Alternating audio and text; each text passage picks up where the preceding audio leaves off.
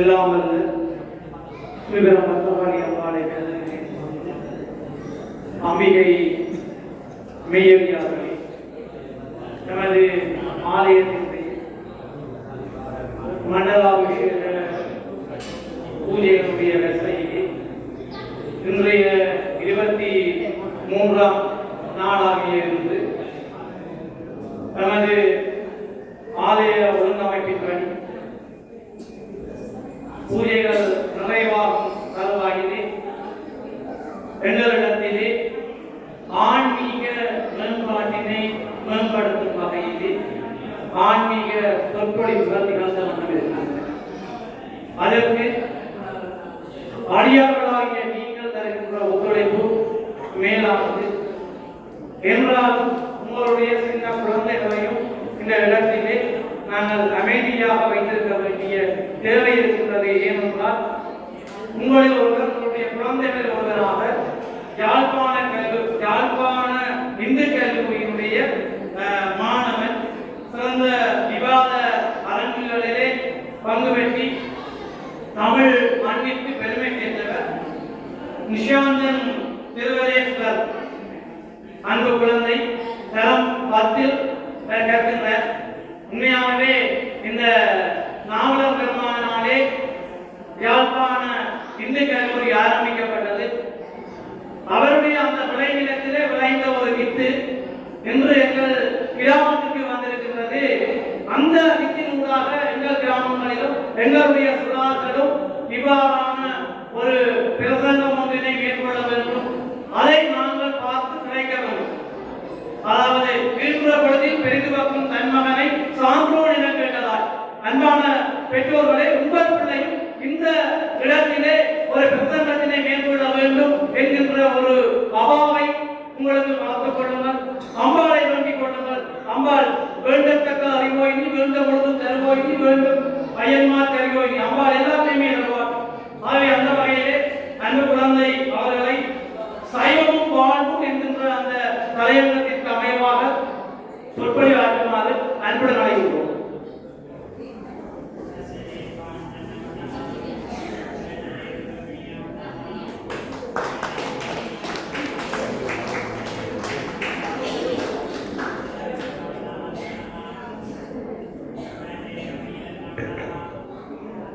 பெருமான் விநாயக பெருமான் பாதார விந்தங்களை முதற்கண் பணிந்து கொண்டு அருள்மிகு ஸ்ரீ பத்திரகாளி அம்பாள் அவர்களின் பாதார விந்தங்களை பணிந்து கொண்டு அவரின் பக்தர்களாக வீற்றிருக்கும் அனைத்து அடியவர்களுக்கும் எனது அன்பான காலை வணக்கம். இன்றைக்கு இந்த இடத்திலே நாங்கள் நிற்பதற்கான காரணம் என்ன என்ற ஒரு விடயம் இருக்கிறது. நாங்கள் எல்லாரும் எங்களை எவ்வாறு பறைதட்டிக் கொள்கின்றோம் என்றால் அறிவியலின் குழந்தைகள். நாங்கள் இன்று 2K ஜெனரேஷன், இன்று ஜென் சி ஜெனரேஷனாக மாறிக்கொண்டிருக்கின்ற காலம் தான் இது. இந்த காலத்தில் இருக்கக்கூடிய அனைத்து சிறுவர்களுக்கும் ஒரு பிரச்சனை இருக்கிறது என்னவென்றால், அவர்களுக்கு ஆன்மீகம் என்ற ஒரு விடயத்திற்குள்ளே நுழைவதாக தெரியவில்லை. அவர்கள் அனைவரும் அறிவியலை நோக்கி சென்று கொண்டிருக்கிறார்கள். ஏனென்றால் அதுதான் எதிர்காலம். அப்படிப்பட்ட அறிவியலானது எங்கள் சமுதாயத்தினுடைய ஒரு அபிவிருத்திக்கு தேவை, இல்லை என்று சொல்லவில்லை. ஆனால் அந்த அறிவியலை தாண்டியும் எங்களுடைய ஆன்மீகம் எத்தகைய ஒரு முக்கியத்துவத்தை பெற்றிருக்கிறது என்பது நாங்கள் அனைவரும் தெரிந்து கொள்ள வேண்டிய ஒரு விடயம். இன்றைக்கு நாங்கள் பார்க்க போனா, இன்றைக்கு இருக்கக்கூடிய அனைத்து சின்ன பிள்ளைகளும் இன்றைக்கு வீட்டில் விளையாடி கொண்டிருந்தவைகள் வெளியே போக சொல்லி அப்பா அம்மா இன்னைக்கு பேசி கிடைக்க வேண்டிய நிலைமையா இருக்கு. ஏன்னா வீட்டுக்குள்ள போனை கொடுத்து வச்சு வீட்டை எல்லாரும் தாலாட்டு பாடுறதுக்கு இன்னைக்கு போனை கொடுக்குற காலமா தான் இன்னைக்கு அப்பா அம்மா வளர்ந்து கொண்டிருக்கீங்க. அப்ப அந்த பிள்ளையில பிள்ளையா அம்மா பாதவளையான்னு நாங்க தான் தெரிஞ்சு கொள்ளணும். அப்ப இப்படியான நேரத்துல எங்களை சைவம் ஆதிவழக்கம் அந்த வரை யாருமே அறிய முடியாத ஒரு விடயமாக தான் இன்னைக்கு கருதப்பட்டு கொண்டிருக்கு. கல் தோன்றி வன் தோன்ற காலத்தில் வாழோடு தோன்றிய மூத்த குடி எங்கள் சைவர்கள் நாங்கள் சொல்லிக் கொண்டிருக்கிறோம். ஆனா இன்னைக்கு நாங்கள் மனது கொண்டு வாழணும். அதுக்கு காரணம் நாங்கள் இன்னும் அதை சரியாக நிலைநாட்டிக் கொள்ள இருந்ததுதான் முக்கியமான ஒரு விஷயம். சைவம் என்றது எங்களோட வாழ்வில் ஒரு பின்னைப்படைஞ்ச ஒரு விஷயம் தான் சொல்ல வருது. சைவத்தை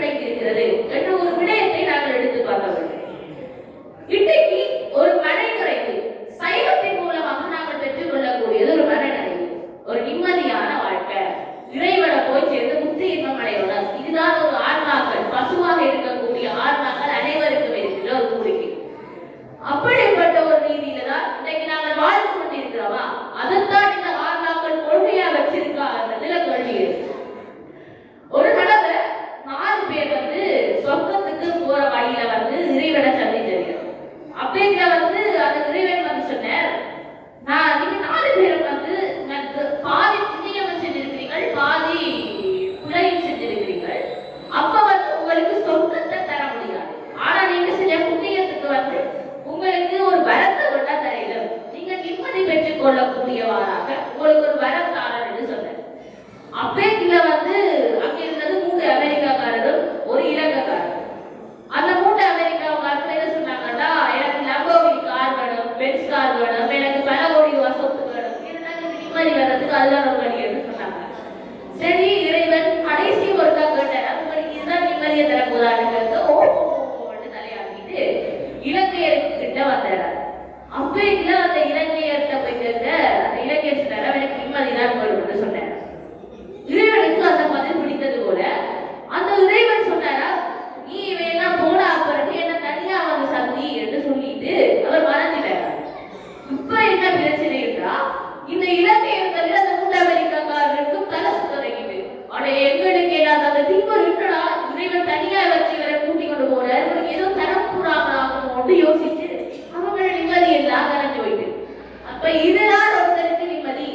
இன்றைக்கு நாங்க ஓடிக்கொண்டு கொண்டிருக்கக்கூடிய விடயமும் இதுதான். நாங்க இப்படி கார் வாங்க வேண்டும், ஒருத்தருக்கு சொத்து சேர வேண்டும் என்றதுக்காக தான் நாங்க இன்றைக்கு ஓடிக்கொண்டிருக்கிறோம். அப்படி இருக்கையில வந்து எங்களுக்கு நிம்மதி கிடைச்சிருவாட்டா? இல்ல. நாங்க எவ்வளவுக்கு உழைக்கிறோம் அதே மாதிரி எங்களுக்கு இல்லாதவங்களுக்கு நாங்க கொடுத்தாங்க அந்த நிம்மதியை போன்று வேற ஒரு சந்தோஷம் இருக்காது. முந்தைய காலத்திலே எல்லாம் வந்து வீட்டிலே இருக்கக்கூடியவர்கள ஒரு பிள்ளை இருக்கிறாருன்னா அவங்க அப்பா சொல்லுவாங்க, இப்ப பக்கத்து வீட்டுல இருக்கிறபடியே காசு உழைச்சு ஒரு கார் வாங்கிட்டாருன்னா, அந்த பொடியை கஷ்டப்பட்டு உழைச்சான் கார் வாங்கினான் நல்லா இருக்குன்னு சொல்லுவாங்க. இப்ப இருக்கிறாங்கல்ல அப்படி சொன்னாங்க தெரியுமா, உடனே அந்த பொட்டியை காசு உழைச்சு காரை வாங்கிட்டாங்க, அவன் நல்லாவே இருக்கக்கூடாது, நீ அவனுக்கு பூர்த்தியா போகணும்னு சொல்ற இல்லையா. இப்படித்தான் நாங்க இன்னைக்கு வளர்ந்து வருவார். ஒரு சமூகத்தில ஒரு சமூக பிராணியாக நாங்கள் இருக்கிறோம்னா எங்களுக்கு தேவை ஒற்றுமை என்ற ஒரு விஷயம். அதுதான் இன்னைக்கு ஆலயங்கள் எங்களுக்கு வளைய கொண்டிருக்கிறது. இந்த நிகழ்ச்சி முடிஞ்ச பிறகு அன்னதானம் இங்க நடக்கும் போது அன்னதானத்துக்கு வந்து சில பேர் சொல்லுவாங்க என்னன்னா, நாங்க அன்னதானத்தில் இருக்கக்கூடாது, என்ற சரியான குறைச்சுன்னா நாங்க கீழே இருக்கக்கூடாது, நாங்க பெரிய வைஃபையான ஆகுதுன்னு சொல்லி கொண்டு தெரிவிக்கிறாங்க. ஆனா அன்னதானம்ன்றது அப்படி இல்லை. அன்னதானத்துல காசு இருக்கிறாங்க, நல்லா செல்வந்தர்கள் வந்து அங்கதான் சாப்பிடுறாங்க. ஏனென்றா அங்கு ஆலயம், அந்த ஆலயத்துல அந்த இறைவனுடைய திருப்பணியை படிய வேண்டும் என்றால் அந்த அன்னதானம் தான் ஒரு வழியாக இருக்கிறது. அதுதான் அந்த சமூகத்தினுடைய மக்களை ஒன்று சேர்க்கிற ஒரு இடமாக இருக்கிறது என்றால் அந்த அன்னதானமானது எங்களுடைய சைவத்திலே கூறப்படுகின்ற முக்கியமான ஒரு விருந்தோம்பல் பண்பாக இன்று திகழ்ந்து கொண்டிருக்கிறது. அதைத்தான் புராணங்களும் அத்தக்கட பேரூர் ஐயன் கடிதகியில் நெசி மையது சுரப்பின் மனிதொரு மருகி காணார் கீழார் கால் முடப்பட்டோர் வேணுடரில்லோர் துளிநடுக்குச்சோர் யாவரும் கருதவர் திசைக்குடன் ஊட்டி கூட்டொழிவின் சீரும் தோடுதலை மடுத்து கண்படை கொள்ளும் காவலத்தான என்று எங்களுடைய புராணங்கள் சொல்கிறது. அதாவது கண்பார்வை இல்லாதவர், காது கேளாதவர், ஊனமுற்றவர்கள் எல்லாருக்கும் அன்னதானம் வழங்கி கொண்டு ஒரு பிச்சைக்காரன் உண்றது வந்து எவ்வளவு பெரிய நிம்மதியை தந்தது. இப்படியெல்லாம் உங்களுடைய புராணங்கள் சொல்லிக் கொண்டிருக்கிறதா? நீங்கள் 7ஆம் அறிவு படத்தை பார்த்துருந்தீங்கன்னா தெரியும். அந்த படத்துல ஒரு வேட்டி இருக்கிற மாதிரி ஒருத்தர் போய் சைனாக்காரங்க பேர் வந்து போதியர்கள் தெரியுமான்னு தெரியும்.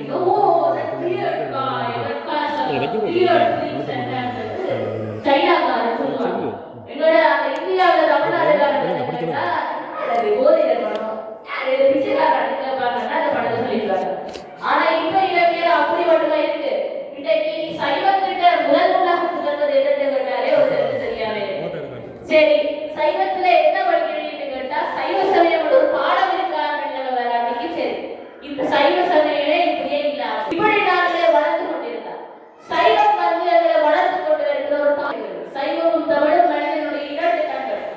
இன்றைக்கு நாங்க இந்த இடத்துல எடுத்து கொண்டிருக்கிறோம். அம்மாவுடைய நாங்கள் தரிசனத்தை பற்றி கொண்டிருக்கிறோம் என்றால் அதற்கு காரணம் அந்த சைவத்தினுடைய கொள்கைகளை வழிமுறைகளை நாங்கள் சரியாக பின்பற்றி எங்களுடைய ஊருக்கு வழிகாட்டும். ஆனால் இன்றைக்கு நாங்கள் அதை வளர்ந்து கொண்டு போறோம். இந்த அருள்மிகு ஸ்ரீ அவ்வாறினுடைய தரிசனங்களை பெறுவதற்கு இவ்வளவு பேர் தான் வந்திருக்கிறீர்கள். இந்த ஊர்ல எத்தனை பேர் இருக்கிறாங்க? இவ்வளவு பேர் தான் வந்திருக்கிறாங்க. அப்ப இப்படி இருக்கையில வந்து வரலாற்றுல ஒரு பிள்ளைவே இல்லை. ஏனென்றால் அவையில் வந்து இன்றைக்கு ஒரு கூடாக ஓடினார். தங்களோட குடும்பத்தை பார்க்கணும், தங்களோட செலவுகளை பார்க்கணும், வீட்டில் இருக்கிற பிரச்சனைகளை பார்க்கணும். ஆனா என்னதான் அவ்வளவத்தை உழைச்சாலும் கடைசியில இறப்புக்கு பிறகு நாங்கள் கொண்டு போவது ஒன்றுமே இல்லை. நாங்கள் ஒருவரவே இந்த உடலை இருந்து ஆன்மாவாகத்தான் நாங்கள் இறைவனை போய் அடைய அப்படி இருக்கையில வந்து சொத்துக்காக நாங்கள் அடிபடக்கூடாது. சொத்து என்ற விஷயத்தை தாண்டி உறவுகள் என்ற சொத்து தான் இன்றைக்குமே முக்கியமான ஒரு இடத்தை வகித்திருக்கிறது. இப்படி இருக்கையில வந்து இந்த நிம்மதியை பற்றி ஒரு கதை சொன்னா, அதே மாதிரி ஒரு புராணத்திலேயும் ஒரு உதாரணத்துக்கு ஒரு கதை இருக்கு. என்னன்னா, ஒரு அரசர் ஒருத்தர் சோழவள நாட்டுல ஆண்டு கொண்டு வந்தார். அந்த அரசர் வந்து ஒரு நாள் தங்களோட ஊர்ல இருக்கிறாங்கெல்லாம் எப்படி இருக்கிறார், அவன் என்னென்ன வேலை செஞ்சு வந்திருக்கிறவன் மாவட்டத்துக்கு போகையில வந்து மாறுவேலை போட்டு போனாங்க. ஏன்னா என்ன காட்டா எல்லாம் உஷாராகிடுவாங்க, இவங்க என்னென்ன காட்டா நல்ல நாம ஒன்று செய்ய நல்ல விளையாட்டு காட்டினாட்டு மாறுவேடத்தை போட்டுக்கிட்டு போவார். அப்ப போற வழியில வந்து ஒரு பிச்சைக்காரர் ஒருவரை பார்த்துட்டார். அந்த பிச்சைக்காரரை பார்த்துட்டு ஐயோ பாவம் கஷ்டப்பட்டு பிச்சை எடுத்து கொண்டிருக்காங்க, சரி அவனுக்கு ஒரு செப்பு காசை போட வந்து அவனுக்கு ஒரு செப்பு காசை தூக்கி எறிஞ்சிட்டேன். அது போய் மாறி ஒரு சாக்கடைக்குள்ள வருது. சரி அரசருக்கு சரியான கவலையா போயிட்டு, என்னடா நான் இப்படி பாவ காரியத்தை பண்ணிட்டே அவனுக்கு துன்பத்தை விளைக்கிற மாதிரி ஒரு விஷயத்தை செஞ்சுட்டேன் கவலைப்பட்டு அவன் போல அந்த பிச்சைக்காரன் அந்த சாக்கடைக்குள்ள இருக்கிறத எடுத்து ட்ரை பண்ணி கொண்டே இருக்கிறான். அப்ப அரசு சொல்லுவாரா, நீ அதை இருக்காத, எனக்கு சரியான கவலையா இருக்கு, நான் அப்படி செய்ய விட்டு நீ அதை விட்டுட்டு அவனுக்கு 5 வெள்ளி காசுல 2 வெள்ளி காசு கொடுப்பேன். அப்பயுமே அவன் அந்த செப்பு காசுதான் ஓடிக்கொண்டிருப்பான். அப்பயுமே அவருக்கு பொறுக்கே சரி இவனை விடக்கூடாது தமிழ் காசுகளை கொண்டு விட்டுருவார். அப்பயுமே அவன் அந்த பிச்சைக்காரன் வந்து அந்த செப்பு காசு எடுக்கிறது நிப்பாட்டவே இல்லை. அப்பயுமே சரி நீ இதெல்லாம் வேண்டாம்னா இந்த நாட்டுல பாதிய உனக்கு எழுதித்தார, நீ வந்து இந்த செப்பு காசை விட்டுரு, நான் முடியல சொன்னா அவன் சொல்லுவாங்க என்னடா அரசே நீங்க எனக்கு நாட்டுல பாதி எழுதி தர போறீங்கன்னா இந்த சாக்கடை இருக்கிற பக்கமா அந்த பாதி எழுதிட்டாங்கோ என்று சொல்லி விட்டுருவாங்க. சரி அரசரை வந்து அவனை சிறையில் அடைத்து பூட்டி வைத்தார். அரசர் வர மன உழைப்பில் தான் தன் வாழ்க்கையே கடந்து கொண்டிருந்தார். ஏன்னா தன் வாழ்க்கை இப்படி எல்லாம் குடிமகன்கள் இருக்கிறாங்க ஒரு கழிவு. அப்ப இப்படியாக ஒரு சிறு விஷயத்துக்காகவும் இன்றைக்கு நாங்கள் ஓடிக்கொண்டு இருக்கிறோம். ஒரு சிறிய ஒரு இழப்பு நடந்துவிட்டா வாழ்க்கையை போய்விட்டது. ஐயோ நான் இன்னைக்கு தற்கொலை செய்ய போறது, எத்தனையோ பேர் தற்கொலைக்கு வாய்ந்தரையும் போயிட்டு வந்திருக்கிறார். இலங்கையில சட்டத்தின்படி தற்கொலை செஞ்சவர்கள் உயிரோட தப்பிச்சுட்டாங்கன்னா அவங்களுக்கு சிறந்தது நல்ல கதையா இருக்கு. தற்கொலை செஞ்சதுக்கு ஒரு விரியோசனமே இல்லை, எப்படியும் சாவுங்க. அப்ப இப்படி இருக்கீங்க, நாங்க ஒரு வழியை எங்களுக்கு கிடைச்சிட்டோம்னா அந்த வழி தோற்று போயிட்டோம்னா அந்த வழியை விட்டு நாங்கள் போயிடக்கூடாது. அதை விட்டுட்டு நாங்கள் இன்னும் மேல வழி தட்டோம். ஏனென்றால் இறைவன் ஒரு கதவை பூட்டினார் என்றால் இன்னொரு கதவை கட்டாயம் திறப்பார். அது மிகவும் ஒரு பரிசில் வழங்குவதாகவும் பழையதை விட மிகவும் திறமானதாகவும் இருக்கும் என்பதுதான் அறிஞர்கள் சொல்லக்கூடிய ஒரு கூச்சாக. இன்னைக்கு நீங்க இந்தியாவில் ஒரு நாட்டை எடுத்து பார்த்தீங்கன்னா வந்து அங்க ஆலயங்கள் வந்து ஒரு முக்கியமான இடத்தை வகிச்சது. எப்படி கேட்டால் வந்து நாங்க காலனித்துவ காலத்துல வாழ்ந்தாலே அந்த காலத்துல வந்து எங்கள் கலாச்சாரங்கள் அங்க தமிழ்நாட்டில் இருக்கிற கலாச்சாரங்கள் எல்லாம் உற்சாகம் அழித்து கொண்டு வெளியே போயிட்டு, ஆனா அங்கு ஆலயங்கள் பல அமைக்கப்பட்டு அது சிறப்பான முறையிலே நடைமுறைப்படுத்தப்பட்டதன் காரணமாக அங்கிருக்கக்கூடிய கலாச்சாரங்களும் பண்பாடுகளும் அந்த ஆலயங்களாலே பேணப்பட்டு வந்தது. இதற்குத்தான் எங்கள் மூதாதையர் சொன்னார்கள், கோயில் இல்லா ஊரில் குடியிருக்க வேண்டாம் என்று சொல்லுவார். இந்த பழமொழிகள் எல்லாம் உங்களுக்கு நிறைய தெரியும். நாங்க நிறைய பாடமாக வச்சிருப்போம். 1ஆம் ஆண்டுல இருந்து 5ஆம் ஆண்டு வரைக்கும் எக்ஸாமுக்காக ஸ்காலர்ஷிப் வரைக்கும் நல்லா பாடமாக வச்சிருப்போம். 6ஆம் ஆண்டுல வந்து கேட்டா மறந்து போயிடும். ஏன்னா எக்ஸாமுக்காக தானே, ஏன்னா நாங்க வந்து உணர்ந்து படிக்கிறேன், எக்ஸாமுக்காக படித்து கொண்டிருக்கிறோம். இப்படி இயந்திரமயமாக்கப்பட்ட உலகம் தான் இந்த சைவத்தை ஒரு கீழ்பட்டல நிலைக்கு கொண்டு போவதற்கான ஒரு வடிவமைப்பாக இருந்தது. நாங்கள் சைவத்தை வந்து இப்படி நாங்கள் செஞ்சு கொண்டு மறந்து கொண்டு போனா சைவம் அழிந்து விடாது, சைவத்தை விட்டு விட்டால் நாங்கள் அழிந்து விடுவோம். அதுதான் உண்மை. அப்ப இப்படியான காலத்தில் நாங்கள் இன்னைக்கு ஒவ்வொருவர் எங்களுக்கு வந்து ஒரு குறிக்கோளை வச்சுக் கொள்ளுவோம்.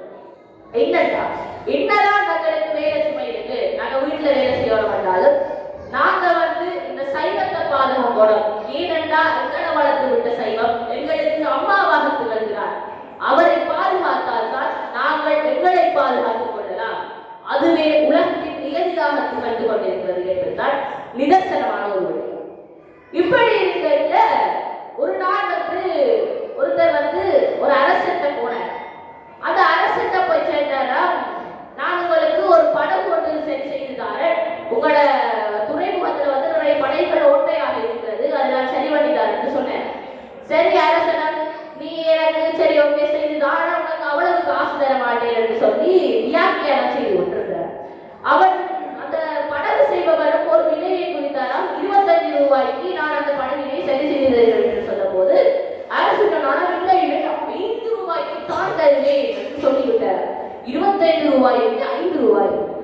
இப்படி அந்த அரசன் பஞ்சத்தனமாக இருந்தது பரவாயில்லை, எனக்கு இந்த 5 ரூபாய் தான் ஒரு உழைப்பு, இதைத்தான் நான் எடுத்துக்கொள்ள முடியும் என்று சரி என்று அந்த படகு செய்பவனும் அந்த படகுகளை போய் சரியாக சுத்தம் செய்து அதனை நிறவெல்லாம் ஊட்டிய பின் ஒரு பார்த்தாரா அந்த படகிலே ஒரு ஓட்டை இருந்ததா.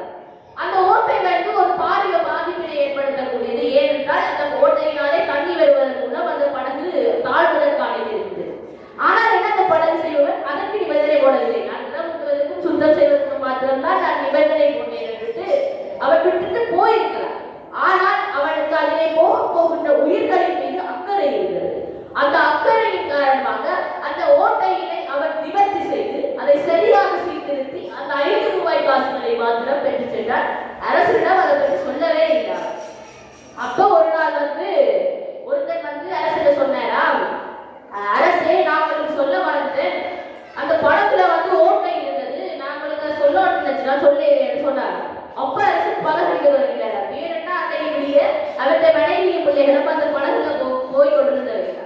அப்ப சரி ஓகே இன்றைக்கு மனைவி பிள்ளைகள் சரி வந்து பதக்கடிச்சு ஓட்டவர் போகையிலேயே அவருடைய மனைவியும் பிள்ளைகளும் வந்தவர்களா என்ன நீங்க தப்பிச்சிட்டீங்களா? ஏன் தப்பிச்சினாங்க? படகுல ஓட்டை இல்லையா? படகுல ஓட்டியா இல்லையே மனைவி சொல்ல எனக்கு அப்பதான் நிலைமையது அந்த படகு செய்பவர் அதை நிவர்த்தி செய்திருக்கிறார். அப்ப அந்த அரசு என்ன செய்தார்கள், அந்த படகு செய்பவரிடம் சென்று உன்னுடைய சரியான தீர்வு, நீ உன்னுடைய சுயநலத்தை மாத்திரம் பார்க்காமல் பொதுநலமாக சிந்தித்தாய். இன்று சைவத்திடம் இருக்கின்ற முக்கியமான பண்பு பொதுநலம். மக்கள் சேவையே மகேசன் சேவை. இறைவனுக்கு செய்வது ஒன்றும் மக்களுக்கு போய் சேர்வதில்லை, ஆனால் மக்களுக்கு செய்வதுதான் இறைவனுக்கு போய் சேர்கின்றது. இதனால் தான் இன்று சைவங்கள் எத்தனையோ கூட்டு குடும்பங்களை அன்றைய காலத்தில் உருவாக்கியது. ஆனால் இன்று நாங்கள் வீட்டிலேயே அம்மா அப்பா மகன் என்று தனித்தனி அறைகளை கூட்டி வைத்துக் கொண்டிருக்கிறோம். இப்படியாக இருக்கின்ற போது அந்த மகனுக்கு இனிமே போகின்ற காலத்தில் 5 அறைகளில் இருக்க வேண்டிய காலமாகத்தான் மாறிவிடப் போகுது. இப்படி நாங்கள் இருக்கின்ற போது கூட்டு உணர்வு என்பது ஒரு சமூகத்திற்கு தேவை. ஏனென்றால் ஒரு குடும்பம் தான் ஒரு சமூகத்தினுடைய அடிப்படை.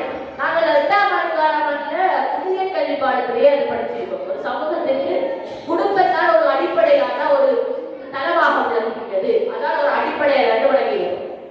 ஆனால் அந்த அழகுகளே இன்றைக்கு இல்லாம போய்விட்டா இந்த சமூகம் என்ற ஒரு பிணைப்பு இல்லாமல் போய்விடும். ஒரு நாட்டுக்கு இறைமை, அதாவது இறைமை என்பது அந்த நாட்டினுடைய அந்த கௌரவம், அந்த நாட்டுக்கு இருக்கக்கூடிய சொத்துக்கள் அதனுடைய கௌரவத்தை குறிப்பதுதான் இறைமை. அந்த இறைமை இந்த குடும்பங்கள் என்ற ஒரு சேர்ந்த ஒரு கூட்டமைப்பில் தான் நம்பி இருக்கிறது. இன்று நாங்கள் ஒரு நாட்டு பிரஜையாக சமூகத்திற்கு சேவை செய்கிறோமோ இல்லையோ எங்களுடைய குடும்பத்திற்கு சேவை செய்து கொள்ள வேண்டும். அதுவே சமூக சேவையாக போய்கிறது. ஆக இன்று நாங்கள் குடும்பங்களாக இருக்கின்ற போது ஒரு சந்தையிலே நான் ஒன்று பார்த்தேன். அதிலே ஒரு சிறிய ஒரு கடை என்னவென்றால் ஒரு தபால்காரர் ஒருவர் ஒரு வீட்டுக்கு சென்று கடிதம் ஒன்று கொடுப்பதற்காக சென்றார். அப்ப அந்த கடிதத்தை கொடுக்கல அவர் போய் கூப்பிடுவார், அம்மா அப்பா யாராவது வாங்கப்பான்னு கூப்பிடல. அந்த வீட்டுல இருந்து அவன மகன் மட்டும்தான் வந்து கொண்டிருப்பார். மகன் வந்து கடிதத்தை தாங்க நான் கொண்டு வரல, இல்லையப்பா அப்பா அம்மா சைன் வைக்கணும், நீங்க அப்பா அம்மாவை கூட்டிடுவேன்னு சொல்ல சரி ஓகே அவன் போனான்.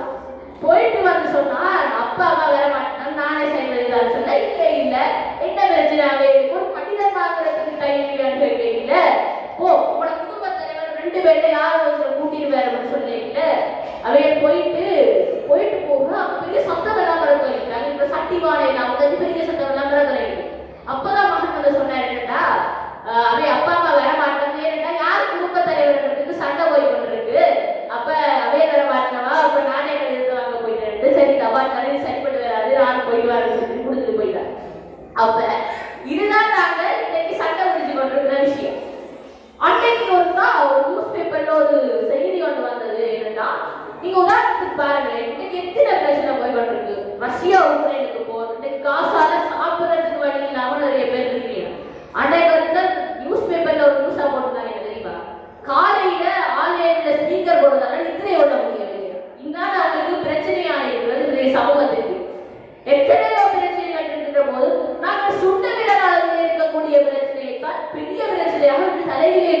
வைத்து ஆடிக்கொண்டிருக்கிறோம். இப்படி சிறிய பிரச்சனைகள் தான் அந்த மனிதன் சிந்திக்க விடாமல் செய்து அவனை இந்த கலாச்சாரங்கள் பண்பாடுகளில் இருந்து அவனை நீங்க வைத்துக் கொண்டிருக்கிறது. இப்படி இருக்கின்ற போது எங்களுடைய சமூகம் நல்லா இருக்கும். இப்படியே போனா அப்ப இப்படி இருக்கிற நாங்கள் எங்களுக்குள்ள நாங்கள் ஒரு ஆத்மார்த்தமான ஒரு குறிக்கோளை வச்சுக்கோணும். என்னதான் சவால் வந்தாலும் என்னால அதை தீர்த்து கொள்ள முடியும். ஏன்னா நான் மனுஷனுக்கு ஆரம்பு படிச்சதே அதற்குத்தான். எந்த சவால் வந்தாலும் அதை தீர்த்து கொள்ள வேண்டும். எந்த பிராணியும் இந்த நாய் கூட செய்ததற்கு நன்றியாக இருக்கும். ஆனா மனுஷர்கள் அப்படி இருக்க மாட்டாங்க. ஏனென்றா அவங்களுக்கு பொறாம போட்டி. இன்னைக்கு முந்தைய காலத்துல எல்லாம் போட்டி என்றா என்னது ஒரு பேச்சு போட்டியா இருக்கட்டும், பரிசை போட்டியா இருக்கட்டும், மாணவர்களுக்குள்ள என்னது நான் ஃபர்ஸ்ட் வரணும் என்ற ஒரு எண்ணம் இருக்கு. இன்றைக்கு எப்படி இருக்கு? மகன் ஃபர்ஸ்ட் வந்துட கூடாது என்ற ஒரு எண்ணம் தான் இன்றைக்கு இருக்கு. ஏனென்றா எங்களுக்குள்ள பாகுபாடு இருக்கு. நாங்கள் ஒவ்வொரு பிரிவு இருந்தாச்சு நாங்கள்லாம் ஃபர்ஸ்ட் வரணும், இல்ல அவையும் ஃபர்ஸ்ட் வரக்கூடாது, நான் கூடாது பரவாயில்லை என்ற எண்ணப்பாடு சிறு பிள்ளைகளுக்குள்ளேயே விதைக்கப்பட்டுள்ளது. இப்படி இருக்கிறதுல எங்களோட சிறு பிள்ளைகளுக்குள்ளேயே இருந்ததுன்னா சமூகத்தில் எதிர்காலத்தில் இருக்கக்கூடிய சந்ததியினருக்கு இதுதான் கடத்தப்பட்டு வரக்கூடியது. எங்களுடைய சமூகம் என்பது அறிவியலினுடைய ஒரு பாதையில் போவது. அந்த அறிவியலானது இன்று ஏஐயை உருவாக்கி இருக்கக்கூடிய செயற்கை நுண்ணறிவினை உருவாக்கியவரை சொல்கிறார் என்னவென்றால், செயற்கை நுண்ணறிவு மனிதனுக்கு மேலாக வளர்ந்து போகின்ற ஒரு சக்தியாக இன்று மாறிக்கொண்டிருக்கிறது. உருவாக்கியவர்களாலேயே அதை கட்டுப்படுத்திக் கொள்ள முடியவில்லை. எதிர்காலத்தில் இப்படியே போனால் அவர்களுடைய வேலை வாய்ப்பு சென்றுவிடும். சமயக்காரர்களுக்கு மாத்திரம்தான் அந்த ஒரு செயற்கை நுண்ணறிவுடைய தாக்கம் இருக்காது. ஏனென்றால் ஏஐ என்பது ஒரு கோடிங்ஸ் மேத்தமெட்டிக்ஸ் என்ற ஒரு கணக்கீட்டுக்குள்ளே இயங்கிக் கொண்டிருப்பது. எப்படி இருந்தாலும் ஒரு செயற்கை நுண்ணறிவுக்கு ஒரே ஒரு கோடிங் தான். சமயக்காரர்களே ஒரு சிறப்பு இருக்கிறது என்னவென்றால், சமயக்காரர் ஒவ்வொருவருடைய சமய பக்குவமும் வித்தியாசப்படும். நாங்கள் ஒவ்வொருவரும் எப்படி செய்வோம்? கடைக்கு போனால் அவருடைய கைப்பக்குவம் நல்லா இருக்கும். நாங்க அந்த கடைக்கு தான் போவோம்னு சொல்லுவோம் பார்த்தீங்களா? அதுதான் எதிர்காலத்திலே கிடைத்திருக்க போகிறது என்று சொல்லிக் கொண்டிருக்கிறார்கள். ஏனென்றால் செயற்கை நுண்ணறிவினால் அந்த ஒரு கைப்பக்குவத்தை உருவாக்கி கொள்ள முடியாது. ஏன்? அது மனிதனுடைய கையிலே இருக்கக்கூடிய மாயாஜாலம், அதாவது மேஜிக் என்று இன்று வெளிநாட்டவர்கள் சொல்லிக் கொண்டே இருக்கிறார்கள். இப்படி எங்களுக்கு நாங்கள் வேலை என்ன செய்து விட்டோம் என்றால், அன்றைய காலத்தில் என்ன செய்வார்கள்? இங்கே யாழ்ப்பாணத்திலிருந்து கொழும்புக்கு போய் கொழும்பிலே வேலை செய்துவிட்டு யாழ்ப்பாணத்திற்கு வருவது இந்த விடுமுறை காலங்களிலே குடும்பங்களை சந்திக்கின்றனவே பெறுகிறது. ஆனால் இன்றைய காலத்தில் என்ன வேலை செய்வதென்றால், வெளிநாட்டில் இருந்து வேலை செய்ய வேண்டும் என்றால் சரி, இலங்கையில் இருந்து வேலை செய்ய வேண்டும் என்றால் சரி, செல்போனிலே நாங்கள் ஏதாவது தட்டிவிட்டு நாங்கள் இந்த வேலையை முடித்துவிட்டு வீட்டே இருக்கிறோம். ஆனால் என்ன 5 நிமிடம் நாங்கள் ஒரு விடுமுறைக்காக சரி நாங்கள் யூடியூப்ல போய் கொஞ்சம் ஷார்ட்ஸ் பார்க்க வேண்டும் போனோம்னா, அந்த யூடியூப்ல ஒரு விஷயம் இருக்கு. என்னன்னா அல்கோரிதம் ஏஐ என்று ஒரு ஆர்டிஃபிஷியல் இன்டெலிஜென்ஸ் சொல்றது. அந்த அல்கோரிதம் ஏஐ என்ன செய்யும்னா, நீங்க இப்ப ஷார்ட்ஸ் பார்ப்பீங்க தானே, ஒருத்தருக்கு சமையல் படிக்கணும்னா அந்த சமையல் வீடியோவை பார்த்து கொண்டு போறோம்னா திரும்ப திரும்ப அந்த சமையல் வீடியோவை போடுவாங்க. இன்னொரு கேம்ஸ் வீடியோ பார்த்து கொண்டு கேம்ஸ் வீடியோ திரும்ப திரும்ப போடுவாங்க. இப்படி போச்சுன்னா நீங்க 5 நிமிஷம் பிரேக் வேணும். நீங்க ஷார்ட்ஸை பார்த்தீங்கன்னா 50 நிமிடமா மாற்றும். அதுதான் அந்த அல்கோரிதம் ஏஐனுடைய ஒரு செயற்திறனாக இருக்குது. இப்படி செயற்கை நுண்ணறிவு வளர்ந்து கொண்டு போகுது. மனிதர்கள் அதனுடைய அறிவு வளர்ச்சிக்கு கீழே அதற்கு பின்தங்கி கொண்டு போனார்கள் என்றால் செயற்கை நுண்ணறிவுக்கு ஈடு கட்ட முடியாமல் நாங்கள் மனிதர்கள் வீழ்ந்து போவதற்கான சந்தர்ப்பங்கள் இருக்கிறது. ஆக இப்படி நாங்கள் ஒரு பராசக்தி உருவாக்குறது. செயற்கை அறிவு கிடைக்கும் உலகத்தில் இயற்கை அறிவு செயல், இந்த திருக்குறளிலே இருக்கக்கூடிய குறள். அதாவது எவ்வளவுதான் செயற்கை வளர்ந்தாலும் அது இயற்கை என்ற ஒரு பராசக்தியை எதிர்க்கின்ற போது அது முற்றுமுழுதாக தோற்று விடுகிறது என்று என்னுடைய திருவள்ளுவர் அவர்களே சொல்கிறார். இயற்கை என்ற விடயம் தான் எங்களுக்கு அனைத்தையும் கொடுத்தது. பூமாதேவியில் இருந்த மரங்கள் செடி கொடிகளில் இருந்து உருவாக்கியது. முதலிலே கல்லை கட்டி கொண்டிருந்த மனுஷன் இன்றைக்கு லைட் இருந்து இன்றைக்கு சுத்தி கொண்டு இருக்கிறார்கள். இப்படி பரிணாம வளர்ச்சி அடைவதற்கு காரணமே இயற்கை தான். அந்த இயற்கை தான் அனைத்தையும் கொடுத்தது. கொடுத்தவருக்கு எடுக்க தெரியாதா? இப்படி நாங்கள் இயற்கை எடுக்கின்ற போது இயற்கை சும்மா ஒரு கத்தி விடும் மனுஷனமே அழிஞ்சு போயிடும். எப்படி டைனோசர்கள் அழிந்தது போல மனிதர்களும் இந்த யுகத்திலே அழிந்தவர்கள். எதிர்காலத்திலே ஒரு உயிரினம்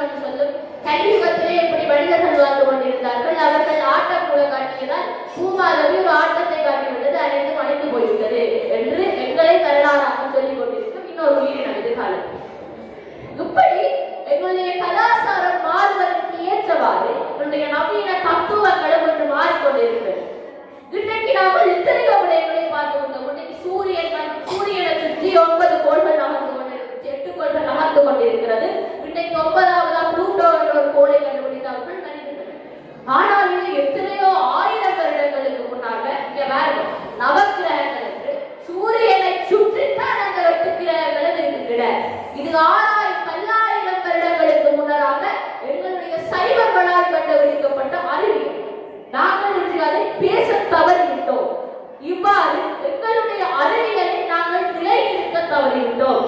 வெளிநாட்டவன் தன்னுடைய அறிவியலை நிலைநாட்டுகிறார். ஏனென்றால் அவனுக்கு தெரியும் சைவர்களுடைய அறிவியல் மிகவும் மேலோங்கியது. எங்களுக்கு தெரியாது. அதன் காரணமாக நாங்கள் இன்று அதை வளர்த்து கொண்டு வருகிறோம். எங்களுடைய அறிவியலை அவர்களுடைய அறிவியல்களாக ஒரு போர்வையிலே இன்று எங்களுக்கு திரும்பி தந்து கொண்டிருக்கிறார்கள் வெளிநாட்டவர்கள். இப்படி இருந்தால் இந்த நவக்கிரகங்களில் இருந்து இன்று மேலே இருக்கக்கூடிய கும்பங்களிலே, இன்று நடக்கக்கூடிய கும்பாபிஷேகத்திலே, மேலே கலசத்திலே வைக்கக்கூடிய கும்பங்களிலே நவதானியங்கள் போடுவதற்கான காரணம் என்ன? யாருக்கு அது தெரியுமா? தெரியுமா? சரி, நானே சொல்கிறேன். ஏனென்றால் அன்றைய காலத்திலே ஒரு பிரச்சனை இருந்தது. என்னென்றால் வெள்ளப்பெருக்கு ஏற்பட்டு விட்டது. வெள்ளப்பெருக்கு ஏற்பட்டு இந்த கோயிலினுடைய உச்சி வரை வந்து விட்டது என்றால் என்ன செய்வார்கள்? ஒன்றும் செய்ய முடியாது. அப்படி என்றால் என்ன அர்த்தம்? அந்த ஊரிலே முழுவதுமாக வெள்ளத்திற்குள் அடிபட்டு விட்டது என்று அர்த்தம்.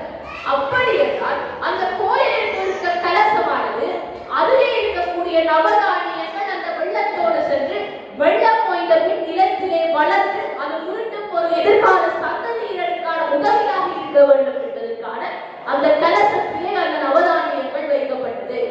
அவ்வாறு ஒவ்வொரு சிறிய விடயத்திற்குமே இந்த ஆலயங்கள் அமைப்பதிலே ஒவ்வொரு அறிவிகள் இருக்கின்றது. எங்களுடைய தமிழ் மருத்துவத்திலே கூறுகின்ற அடிப்படையில் ரஷ்யாவினுடைய ஒரு விஞ்ஞானி சொல்கிறார், தமிழ் மருத்துவத்தில் இருந்த கூறுகளை அடிப்படையாக கொண்டுதான் இன்று புற்றுநோய்க்கான ஒரு மருந்தானது தயாரிக்கப்பட்டிருக்கிறது என்று அவர் ஒரு அறிக்கையை வெளியிட்டிருக்கிறார். ஆனால் என்ன, விஞ்ஞானியை பிறகு காணவில்லை. ஏனென்றால் யாரோ தூக்கி விட்டார்கள். இவன் ரகசியத்தை உடைத்து விட்டார்கள், தூக்கி விட்டார்கள்.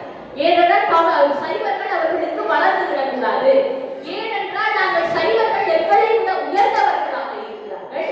ஆகவே உயர்ந்தவர்களை நாங்கள் ஒடுக்கி விட வேண்டும். அப்படி என்றால் எங்களுக்கு கட்சி இருக்கிறது, அவரை தூக்கி கொண்டு செல்லலாம் என்பதற்காகத்தான் இன்று காலனித்துவம் அன்று எவ்வாறு நடந்ததோ, நேரடியாக ஆங்கிலேயர்கள் வந்து எங்களை காலனித்துவத்துக்கு உள்ளாக்குகிறார்களோ, இன்று அதே மறைமுகமாக நடந்து கொண்டிருக்கிறது. நாங்கள் இன்று எங்களையே அறியாமல் கோயிலுக்கு செல்வது என்றாலும் நாங்கள் வேட்டையை ஞாபகம் வைத்து நாங்கள் அணிந்து கொண்டு செல்ல வேண்டிய நிலையாக இருக்கிறது. அன்றைய காலத்திலே வீட்டை விட்டு வெளியே செல்வதென்றாலே வேட்டையை எடுத்துக் கொண்டு சென்றார்கள். இன்று கோயிலுக்கு செல்வதற்கே நாங்கள் யோசித்துக் கொண்டிருக்கிறோம் என்றால் இதுதான் அந்த மறைமுக காலனித்துவத்திற்கான ஒரு புலன்களாக இருந்து கொண்டிருக்கிறது. இன்று நாங்கள் ஒவ்வொரு மனிதர்களாகவும் எங்களுடைய சைவத்தை பாதுகாப்பதற்கு எங்கள் கைகளிலே கனதியான பொருட்கள் தரப்பட்டிருக்கின்றன. ஏனென்றால் இந்த சைவத்திற்கு பல்வேறு சவால்கள் எடுத்துக் கொண்டிருக்கிறது. இவ்வாறான சவால் நிறைந்த உலகத்திலே எங்களுக்கு இருக்கக்கூடிய ஒரே ஒரு அறிவு என்னவென்றால் சைவத்தினுடைய அறிவியல். சைவத்திலே இருக்கக்கூடிய அறிவியல்களை வைத்துத்தான் எங்களால் எங்களை காப்பாற்றிக் கொள்ள முடியும். மேலத்தைய வர்க்கத்தினுடைய அறிவியலை விட எங்களுடைய அறிவியல் எவ்வாறு தலைத்தோங்கி இருக்கிறது என்பதை பற்றி எல்லாம் உங்களுடைய அறிவியலை நாங்கள் முதலிலே கற்றுக்கொண்டோம். இவ்வாறு இருக்கிற போது எங்களுடைய சைவ சமயமானது அறிவியல் ரீதியாக முன்னேற்றத்தில் இருக்கிறது என்பது எங்களுக்கு தெரிய வேண்டிய ஒரு விடயமாக இருக்கின்றது. ஆக அடுத்ததாக ஒரு விடயம் என்னவென்றால் இன்றைக்கு இருக்கக்கூடிய சமூகத்தினுடைய மனப்பாங்கு எவ்வாறு இருக்கிறது என்று ஒரு பார்க்கிறோம். இன்றைக்கு நாங்கள் என்ன செய்கிறோம்? இன்றைக்கு தரம் ஒன்றிலிருந்து தரம் 13 வரை உயர்தரம் வரை கற்றுவிட்டு பல்கலைக்கழகங்களுக்கு சென்றுவிட்டு என்ன செய்கிறோம்? நாங்கள் பல்கலைக்கழகத்தில் பட்டம் படிப்பை முடித்ததற்கு வெளிநாடுகளுக்கு ஓடிவிடுகிறோம்.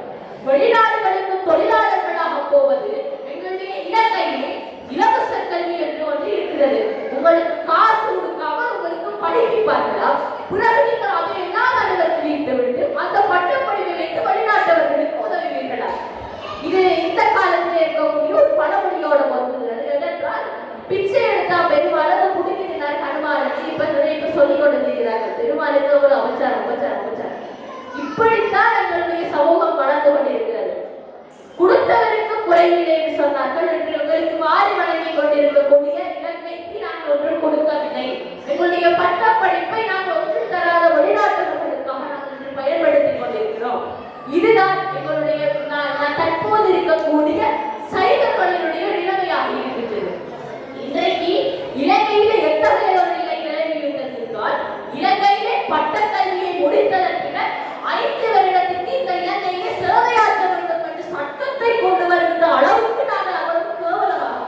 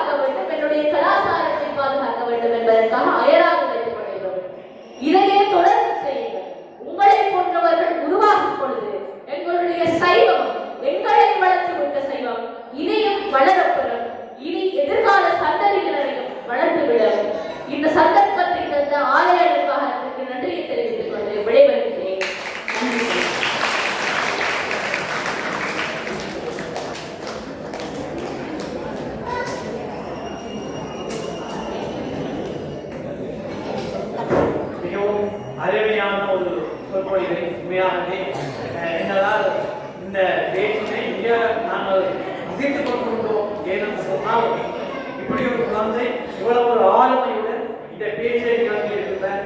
ஆகவே அன்பான பெற்றோர்களே, உங்கள் குழந்தைகளும் இந்த எங்களுடைய ஆலயத்திலே அன்னமி பாடசாலை ஒவ்வொரு ஞாயிற்றுக்கிழமையும் எங்களுடைய நூலகத்தில் இடம்பெறுகின்றது.